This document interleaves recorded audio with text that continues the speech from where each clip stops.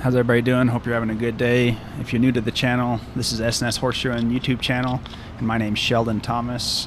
I'm a certified journeyman farrier, and this horse I'm working on today is a horse that came into a vet clinic that I was doing an externship at. So I'm also a vet student, and I was up at this vet clinic doing an externship, and this horse came in for a lameness exam, and then they asked me to shoe the horse. So I'll explain, I'll show you some x-rays and explain why I decided to do what I did with the shoeing package that I put on him. Fortunately, I didn't get to be there for the lameness exam, but I'll kind of give you the quick story of what they did. So when they came in, they saw that he was lame, and then they put a little bit of local block, like maybe what you get at the dentist, put a little bit of lidocaine or carbocaine or something like that on a nerve, and did a PD block. And so that PD stands for palmar digital nerve. And so that nerve innervates the back half of the foot and the solar surface, the part that you could see me knifing out there a second ago. And once they blocked that nerve, he wasn't lame anymore, or he was less lame. So what that tells you is that his pain or his lameness is somewhere in the back of his foot or in the solar part of his foot. And so that could be an abscess, that could be the famous navicular disease. It could be a lot of different things. And so they took some x-rays, and I'll show you those right here. And some things you can see on the x-rays. The first thing that kind of stands out to me is just he just has a lot of toe out there in front of his foot. And you can actually see me right here as I'm rasping, bringing that toe back into collection. And I'll show you one more thing I'm going to do to the shoe to help that out. And then also you can see on this other x-ray, he just kind of has thin soles. And I don't know if that's actually bothering him. Like we said, the block numbs that part of the foot, so that could be all it is. And so I'll show you what I do to address that. Or actually, how about this? I'll just tell you what I'm going to do so I can explain the next thing. I'm going to put a leather pad on him, so that's going to serve as two things. That's going to protect his sole a little bit if thin soles is what's bothering him. And also the leather pad is going to give a little cushion between the shoe and the foot for his heels, just in case, like we talked about, the block numbs his heels, and so his heels could be bothering him. So a little cushion between the shoe and his foot from the leather pad could help that out, and I'll show you that, like I said, here in a second. Okay, and finally, as part of the x-rays, they took pictures of his navicular bones, and you can see those x-rays right here. You can see the navicular bone, that arrow's pointing at it. And so what they're looking there is looking for navicular disease and see if there's lesions or injuries to those navicular bones. And the navicular bones checked out fine, which is always good. The other thing that they talked with the client about doing was doing a bursa injection, which is where you take a little bit of steroid and some antibiotics and some hyaluronic acid and put it in the navicular bursa without getting too far into it. That'll help out a horse that has navicular disease. But because this horse was barefoot, we decided to start off with just some good quality shoeing, and if that doesn't help, we'll move on from there.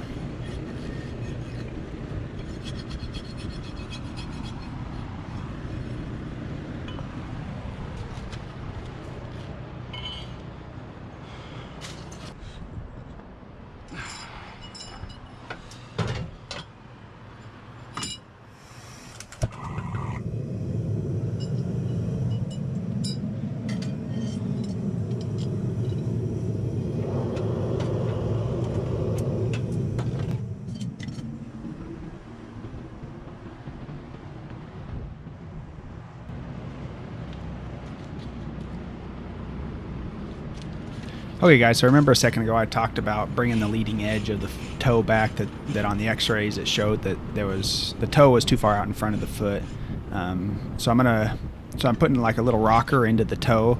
I already collected up the toe and brought it back, but you can only do that so much. And so the next mechanic that I'm going to put into the shoe, and I'm just preparing the foot for it, I'll show you what I do to the shoe here in a second.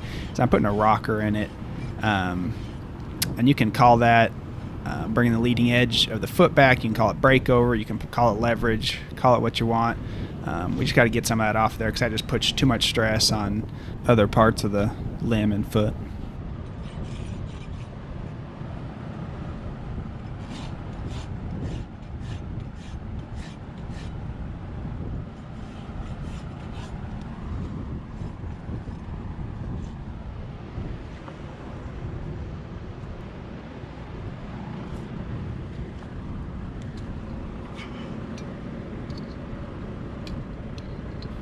as you can tell, I'm still trying to learn how to use a ruler, so take what I say with a grain of salt, I guess.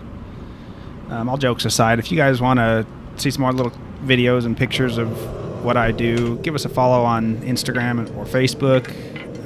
I'll leave links to that there below. And I'll try to keep you updated with what's going on with the family and with vet school and horseshoeing. So if that's something that interests you, go over and check that out. Back to what we're doing here. A little advice for if you're just getting started shoeing horses and you're having trouble shaping shoes, whether it's cold or hot, make sure you're starting with your toe of the shoe, because if you go and get the heels right and then have to adjust the toe, you got to go back and refix the heels. So that might be a little tip there that helps you out if you're struggling with shaping shoes, which is when you're first getting started, that's kind of one of the tougher parts of it. You go back and forth to the stall jack or anvil a bunch of times. So right here you saw me a second ago rasp a rocker into the toe, and so I just put a rocker right there into my shoe, and that's how I like to do it. Set it over the edge of the anvil like that, and it just bends the tip of the shoe up, and that brings the leading edge of the foot back, and what some people call eases break over, or takes leverage off of the foot.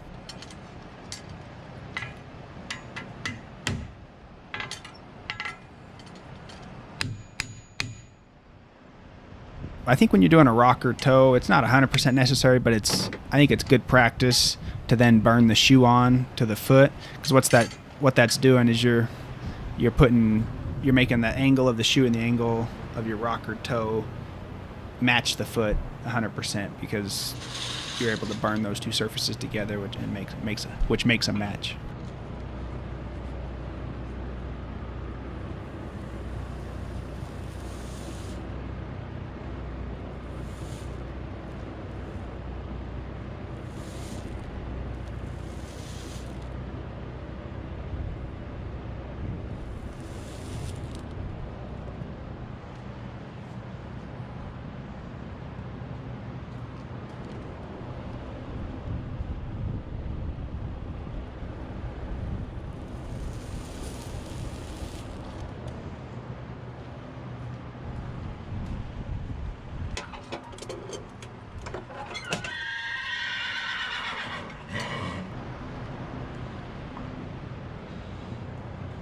Pretty good. She's doing dang good.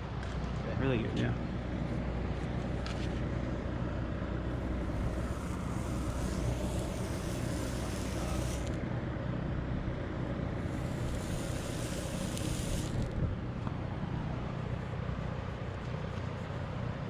Let me move this stuff for you.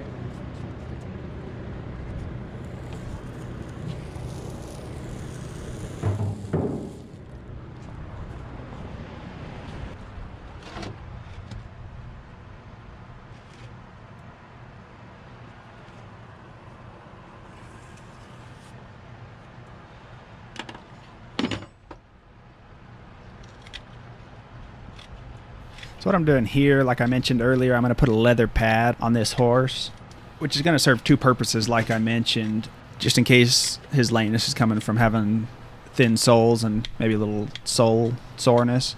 So that'll give a little extra layer of protection there. Then also this leather pad's going to give a little cushion between the shoe and his heels and I guess his whole foot, and so that could also help him out. And I like a leather pad better than a plastic pad.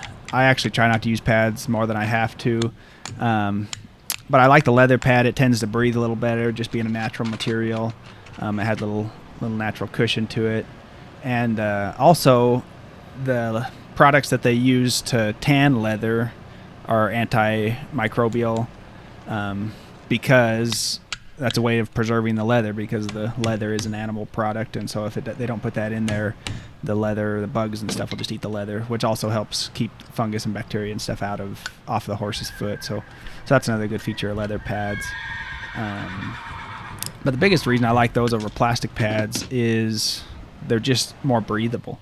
Sometimes you'll take off a plastic pad and they just get a lot of grime and nasty stuff under the pad.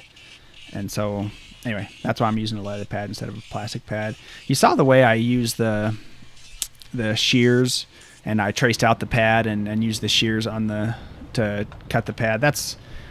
I've found that's a pretty good way of doing it without having like a pad cutter or something. I've tried cutting them with my nippers and stuff. I'm sure you farriers have tried that, and that's kind of miserable. So that's a little recommendation. Those shears are pretty cheap. Go to a hardware store and get those, and that works pretty good.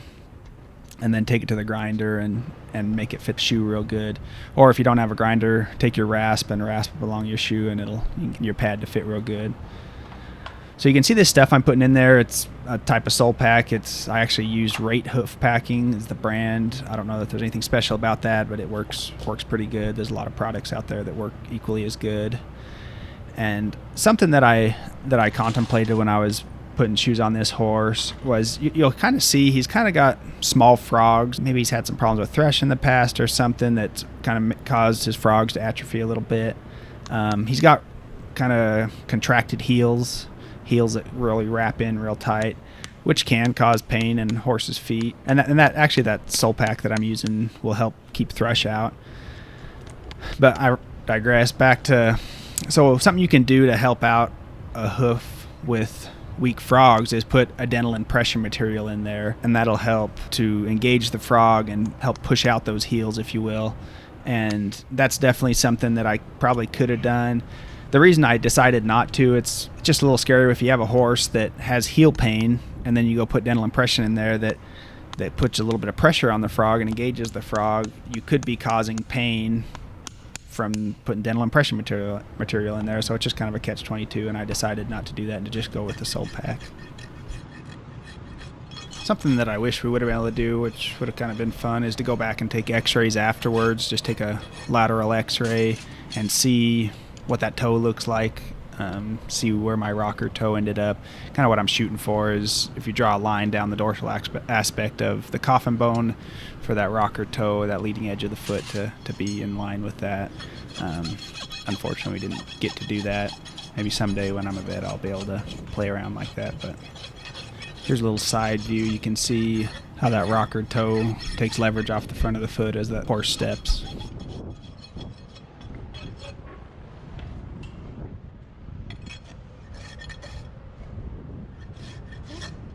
What I'm doing here is just beveling that pad.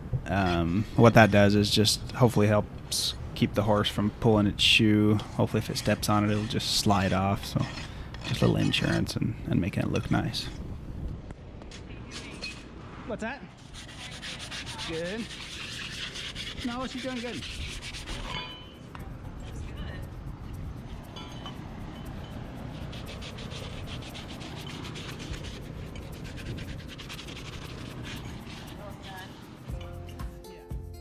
Okay, folks, that's all we got for you this time. Here's some pictures of how things turned out. Hope you enjoyed that. And don't forget, remember who you are. Don't do anything I wouldn't do. Be kind to those around you, and we'll catch you next time.